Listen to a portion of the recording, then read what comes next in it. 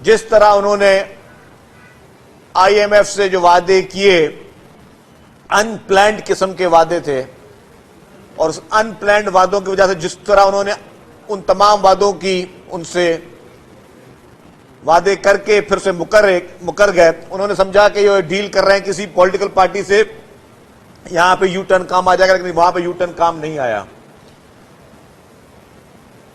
नाअहली की हद ये थी इमरान खान की हुकूमत की, अगर आपको याद हो कि 3.5 साल की इमरान खान की हुकूमत रही, 3.5 साल की हुकूमत में आप चेक करें कितनी दफा गवर्नर स्टेट बैंक चेंज किए गए। आप चेक करें 3.5 साल में कितनी मरतबा सेक्रेटरी फाइनेंस चेंज किए गए, कितनी दफा वुजरा चेंज किए गए जो फाइनेंस मिनिस्टर्स थे, कितनी दफा एडवाइजर्स चेंज किए गए, कितनी दफा एफबीआर के चेयरमैन चेंज किए गए। सिर्फ और सिर्फ तजुर्बे किए गए, एक नाअहल को हटा के दूसरे नाअहल को, दूसरे नाअहल को हटा के तीसरे नाअहल को, तीसरे नाअहल को हटा के चौथे नाअहल को।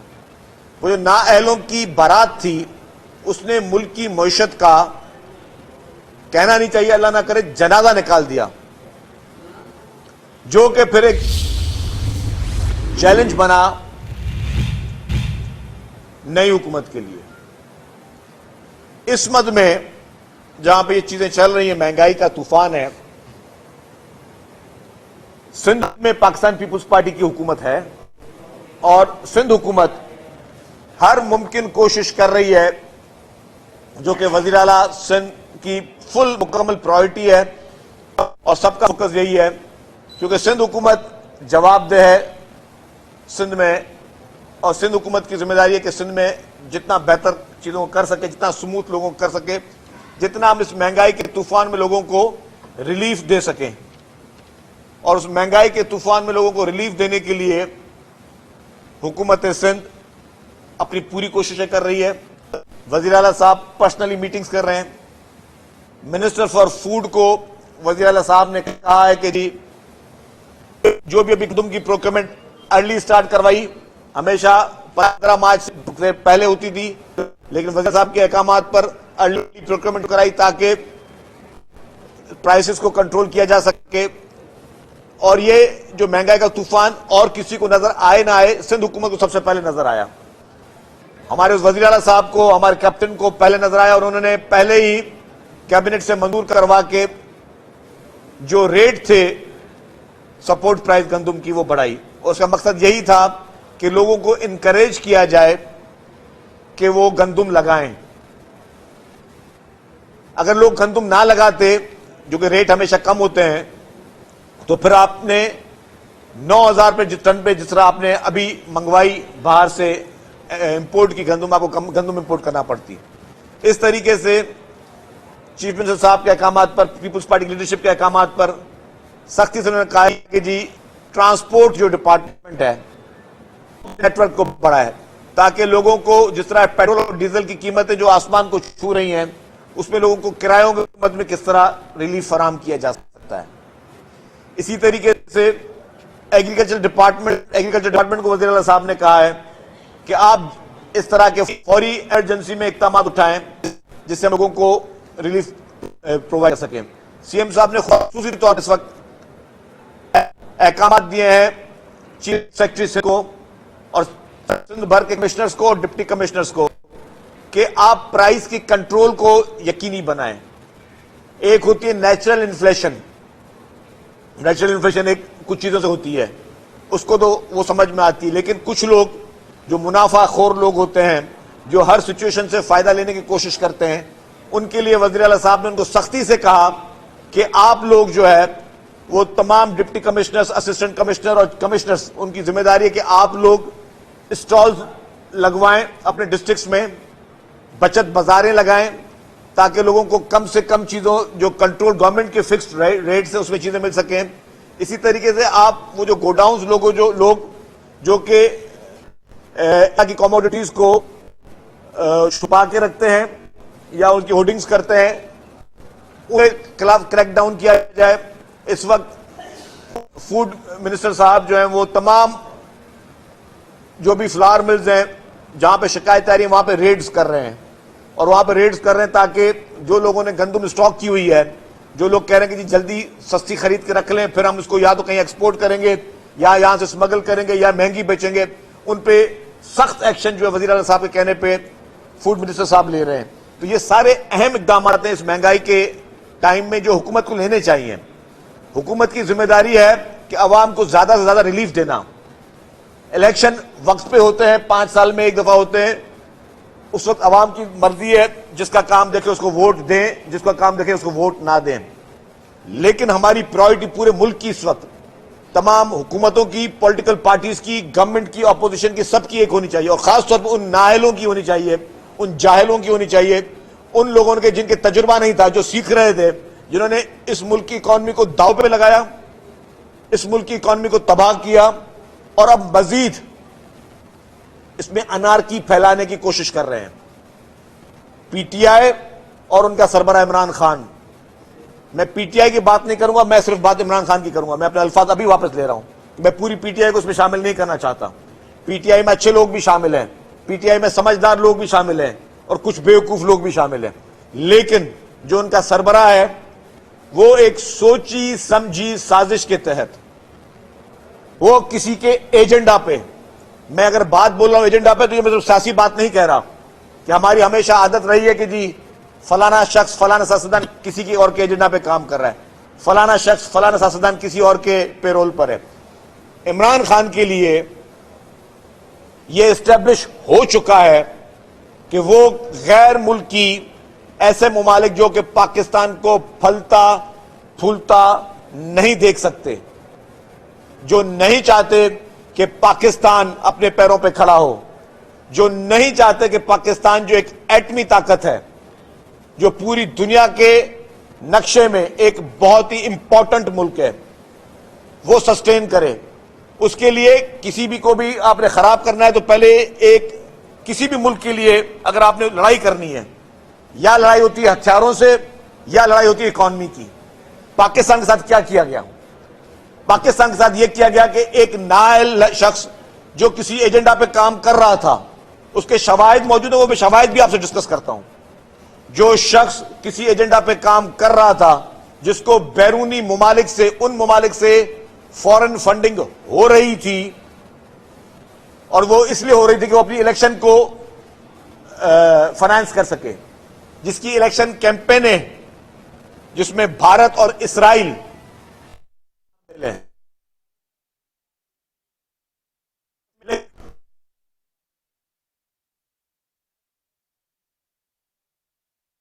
सिंध शर्जील मेमन हैदराबाद में प्रेस कॉन्फ्रेंस कर रहे हैं। उनका कहना है इमरान खान की हुकूमत ने मईशत का जनाजा निकाल दिया।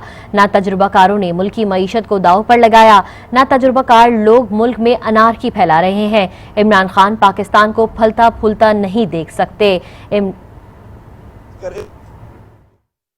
इकॉनमी को फिर वो शख्स जिसको आईने पाकिस्तान के तहत, पाकिस्तान में पाकिस्तान के तहत निकाली गई हैं, इस हुकूमत को आईने पाकिस्तान के तहत वोट ऑफ नो कॉन्फिडेंस के जरिए पार्लियामेंट से बाहर निकाला गया।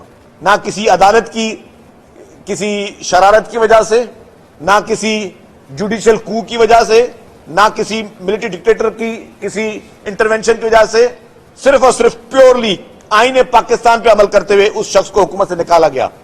और वो जो शख्स कहता था कि मेरे खिलाफ कोई साजिश हुई है, वो सिर्फ और सिर्फ एक ड्रामा है। मैं जो बात हूं हर चीज में एक लॉजिक है, आपको काफी लॉजिक देता हूं कि वो शख्स झूठा नैरेटिव बेचने की कोशिश, मुझे गलत तरीके से निकाला गया।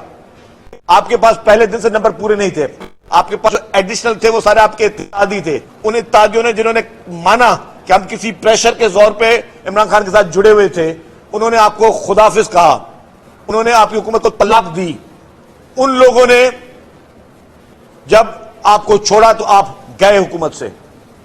फिर आपने क्या किया? आपने दूसरी मेहरबानी की, क्योंकि आपका एजेंडा कहीं और था, आपको किसी और मुल्क से सपोर्टें थी, आपको दुश्मन मुमालिक की बैकअप्स थी। आपने इस मुल्क में इंतशार फैलाना शुरू किया क्योंकि आपको इक़्तिदार से निकाला गया। और आपका सब नारा यह था कि जी मुझे क्यों नहीं आप सपोर्ट करते, मुझे क्यों नहीं बचाया। आपका नारा ये नहीं था मुझे क्यों निकाला, आपका नारा था कि मुझे क्यों नहीं बचाया। आपने इस मुल्क में नफरतें फैलाने की कोशिश की, आपने इस मुल्क के अहम इदारों के खिलाफ साजिशें करना शुरू की, आपने अदालत के खिलाफ साजिशें शुरू की, आपने जजेस को धमकियां दी, आपने मुल्क के अहम इदारों और उनके सरबराहों के खिलाफ सोशल मीडिया पे ट्रोलिंग स्टार्ट की, सोशल मीडिया पे आपने बदतमीजी की और झूठ के तूफान शुरू किए, क्योंकि आपके पास एक पूरा नेटवर्क है सोशल मीडिया में, जिसमें सोशल मीडिया के टेररिस्ट मौजूद हैं, जिसमें प्रोपेगेंडा करने वाले मौजूद हैं, जिसमें लोगों को यरगमाल बनाने वाले, लोगों को गलत राह दिखाने वाले सोशल मीडिया पे आपके पास वो सारे एक्टिविस्ट मौजूद हैं, जिनका काम है मुल्क के खिलाफ साजिशें करना, और आपके इशारों पर वो मुल्क के इदारों के खिलाफ, मुल्क के इदारों के सरबराहों के खिलाफ और मुल्क के तमाम उन चीजों के खिलाफ वो साजिशें कर रहे हैं। तो ये सारी साजिशें इमरान खान उस दिन से आज दिन तक कर रहा है। और फिर सबसे बड़ी बात, मैं कहता हूं उन लोगों को जो किसी को पे नाम रखते हैं, अंडरवर्ल्ड डॉन क्या होते हैं, सिसिलियन माफिया क्या होती है, वो कौन लोग हैं जो कानून को अपने हाथ में रखते हैं या वो समझते हैं कि कानून उनके नीचे है, जिनका एटीट्यूड ऐसा होता है। आपने देखा अदालतों ने जब इमरान खान को बुलाया तो इमरान खान ने क्या कहा, आज मैं नहीं आऊंगा, कल नहीं आऊंगा, 4 बजे आऊंगा, 5 बजे आऊंगा, मर्जी से गए मर्जी से आए।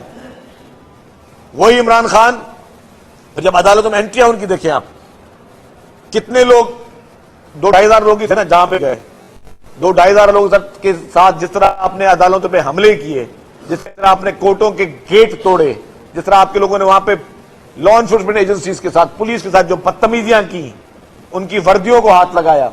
कौन से मुल्क में इस तरीके की सियासत होती है? दुनिया में कोई एक ऐसा मुल्क बताएं जब आप अदालतों में इस तरह की एंट्रियां दें। आपके साथ तो बिता अदालत ने कुछ किया ही नहीं है, आप तो पहले दिन से अदालतों के लाडले रहे हैं। आपके लिए तो रात को 12 बजे, रात को 1 बजे, रात को 3 बजे अदालतें खुलती हैं। आपके लिए तो इतवार के दिन भी कोर्टें खुलती हैं। आपके लिए तो सारे रिलीफ आपको एडवांस में मिल रहे होते हैं। आप तो पाकिस्तान के वाहिद शख्स हो, पूरे पाकिस्तान के 22 करोड़ शख्सों अफराद में वाहिद शख्स है जिसको आला अदलिया ने, अनफॉर्चुनेटली चंद लोगों ने, मैं पूरी इदारे के खिलाफ कभी बात नहीं करूंगा, उसमें मैं आता हूं बात को, आपको सादिक और अमीन का सर्टिफिकेट दिया, जो कि मैं समझता हूं इस मुल्क की अवाम के साथ बहुत बड़ी साजिश थी। वो सर्टिफिकेट आपको इलेक्शन से चंद दिन पहले दिया गया। तो जो भी गेम प्लान था, उस गेम प्लान में जिसने आपको सादिक और अमीन का सर्टिफिकेट दिया, वो बराबर का शरीक था, क्योंकि उसको पता था कि आप सादिक और अमीन नहीं हैं। उसकी पिटीशन मुझे याद है, हनीफ अब्बासी साहब की पिटीशन। बराए मेहरबानी मैं मीडिया से गुजारिश करता हूं, हनीफ अब्बासी साहब की सारी पिटीशन पढ़ें। उस पिटीशन में 8-9 मरतबा यह स्टेब्लिश किया गया है कि इमरान खान ने झूठ बोले, इमरान खान ने चीजें छुपाई, इमरान खान ने अदालतों को, इलेक्शन कमीशन को गुमराह किया।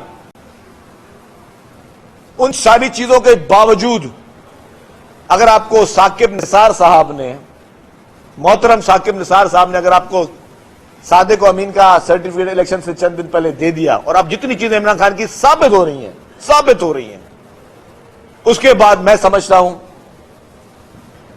कि क्यों ना शामिल तफ्तीश उनको भी किया जाए जिसने आपको इस तरह के झूठे सर्टिफिकेट दिए।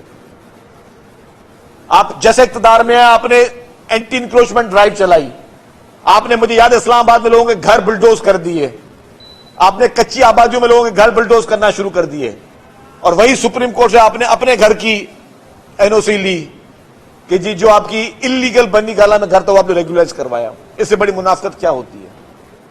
इस मुल्क में अनफॉर्चुनेटली इस वक्त झूठ बिक रहा है। मुझे बड़े माजरत के साथ कहना पड़ रहा है, झूठ बिक रहा है। जो नैरेटिव बिल्ड करने के लिए पूरे टूल्स होते हैं, नैरेटिव, क्योंकि हम तो पाकिस्तानी लोग सादे लोग हैं, हम उन टेक्निक से जानते नहीं हैं। पाकिस्तानी को पता नहीं है कि जी झूठ बेचना किस तरह आना चाहिए। वो जो लोग जो बैरून मुल्क आपको सपोर्ट कर रहे हैं, जो बैरून मुल्क आपको फंडिंग दे रहे हैं, वो चंद माफियाज, वो जो चंद मुमालिक जिनके नियर पाकिस्तान के खिलाफ हैं, पाकिस्तान के हक में नहीं है, उन्होंने एक डिजाइन तैयार किया हुआ है, उन्होंने एक टीमें तैयार की हुई हैं। आपकी टीमें इस वक्त कौन कौन से मुल्क से ऑपरेट कर रही हैं वो सबको पता है, और वही टीमें जो आपके मुल्क की बाकी जगहों पे ऑपरेट कर रही हैं, वो ही एक डिजाइन के तहत पाकिस्तान में अनारकी फैलाने की कोशिश कर रही हैं, जिसमें आप उनके टूल हो और आप जानबूझ के उनके टूल हो। आप मकसद ये है कि अगर मैं नहीं इक्तदार में तो कोई भी नहीं, और अगर उसमें खुदा ना खास्ता कल को मुल्क को कोई नुकसान पहुंचता है तो आपको उसकी भी परवाह नहीं। आपको कोई परवाह नहीं है कि पाकिस्तान को खुदा ना खास्ता कोई भी नुकसान पहुंच जाए, पाकिस्तान की इकॉनमी को नुकसान पहुंचाया जाए। क्योंकि जब आपकी डोनर एजेंसीज आपको फंडिंग देने की बात करती हैं, जब इंटरनेशनल दुनिया के ममालिक आपको फंडिंग देने की बात करते हैं, तो वो क्या परसेप्शन लेके जा रहे होंगे कि उस मुल्क में जिसमें अनारकी फैली हुई है, जिसमें अदालतों की वैल्यू यह रह गई कि कोई भी बदमाश या गुंडा अदालतों में घुस जाए, तोड़ फोड़ करे, दरवाजे तोड़े, वहां बाहर सिक्योरिटी ऑफिसर्स को गालियां दे, नारे लगाए, ये डंडे लेके जाए अदालतों में। ये कौन सी पार्टी नहीं कर सकती, मुझे बताएं, कौन सी पार्टी नहीं कर सकती? आप हैदराबाद के दोस्त बैठे हो, इतना आप सबको जानते हो, क्या किसी मतलब क्या हमारी मैं हमको तो इमरान खान तो एक पार्टी का सरबराह, क्या मैं अगर चाहूं कि 2-2.5 हजार बंदा नहीं लेके जा सकता? आप लोग हैदराबाद के साफियों ने मेरा भी 1.5 महीने पहले एक प्रोग्राम देखा है, 2 दिन के नोटिस में मैंने प्रोग्राम किया था, सब लोग आप विटनेस हो। 5,000 10,000 आदमी लेके जाना कौन सी बड़ी बात है? 24 घंटे के नोटिस में मैं निकाल दूं किस जगह जाना है, 20,000 10,000 आदमी लेकर जाना है। लेकिन ना ही हमारी पार्टी ने हमें इजाजत दी है, ना ही इस कल्चर को हम लोग कभी प्रोमोट करते हैं। हमने भी ये सारे प्रोसेस देखे, कभी हमने अदालतों में हमले नहीं किए, कभी हमने अदालतों में खुदा न खासा इस तरह की चढ़ाइयां नहीं की, कभी इस तरह की लश्कर कशी हमने नहीं की। आपने हर वो गैर आईनी गैर कानूनी काम किया, और आप करते क्या हो? सिर्फ झूठ बोलते हो। कल इमरान खान साहब क्या फरमा रहे थे वो मैं आपको बताऊं, एक बड़ी इंटरेस्टिंग बात है। वो कह रहे थे तोशाखाना की बात कर लो, और अपने आपको क्लियर करना चाह रहा शख्स। तोशाखाना में गाड़ी नवाज शरीफ ने भी ली, मोहतरमा आसिफ अली जरदारी साहब ने भी गाड़ी ली, वो गाड़ी नहीं ले सकते थे, ये इमरान खान साहब फरमा रहे हैं। उस कम अक्ल शख्स को यह नहीं पता कि कहीं नहीं लिखा हुआ तोशाखाना में गाड़ी नहीं ली जा सकती। लेकिन मैं इसका जवाब दे दूं, जो गाड़ी मोहतरमा आसिफ अली जरदारी साहब ने तोशाखाना से ली, जो उनको गिफ्ट की गई थी, जो उन्होंने पैसे दे के ली, उस वक्त के कानून के तहत, उस वक्त की किताब के तहत, जो उनको उस वक्त की ब्यूरोक्रेसी ने जो पैसे सजेस्ट किए थे, जी इसकी ये वैल्यू बनती है, जिस पैसों से ली, वो गाड़ी आज दिन तक आसिफ अली जरदारी साहब इस्तेमाल कर रहे हैं, आज दिन तक उनके जेर इस्तेमाल है। उन्होंने आपकी तरह, इमरान खान की तरह कोई चोरी, कोई मुनाफकी, कोई डाकाजनी, कोई झूठ, कोई फरेब नहीं किया। कि आपने क्या किया? सबसे पहले तो एक दुनिया की कीमती तरीन घड़ी, मैं कीमती तरीन इसलिए कहूंगा कि उसमें खाना काबा की तस्वीर बनी हुई थी। खाना काबा हर मुसलमान के लिए एक बहुत अहमियत रखता है।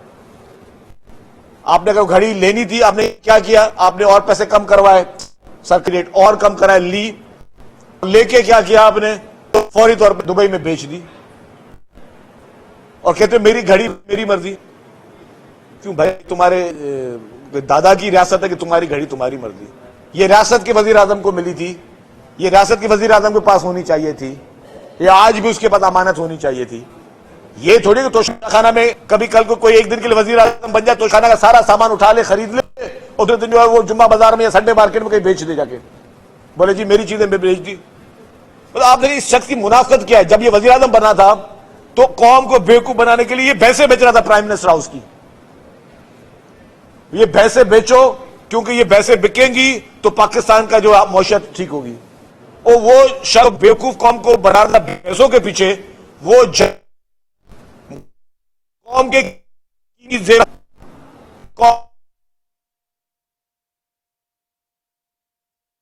सारी चीजें बेच दी उसने, और झूठ बोला कि ज्वेलरी जो कि एक स्टेट को गिफ्ट मिले थे, और बोला कि इस्लामाबाद, झूठ, मुनाफकत, और इस तरह से वो पाकिस्तान की अवाम को मुस्तकिल तौर पर बेवकूफ बना रहा है। वो पाकिस्तान की अवाम के साथ खिलवाड़ कर रहा है, वो पाकिस्तान की अवाम को झूठ बोल रहा है, वो उनकी नर्व्स के साथ खेलने की कोशिश कर रहा है। तो मैं अवाम से भी गुजारिश करूंगा कि बराए मेहरबानी सही और गलत शख्स की पहचान करें। बैठ के सारा दिन तस्बीहां पढ़ना अच्छी बात, अल्लाह का नाम हर कोई लेता है, लेकिन आप इक्तिदार में आए कैसे हो?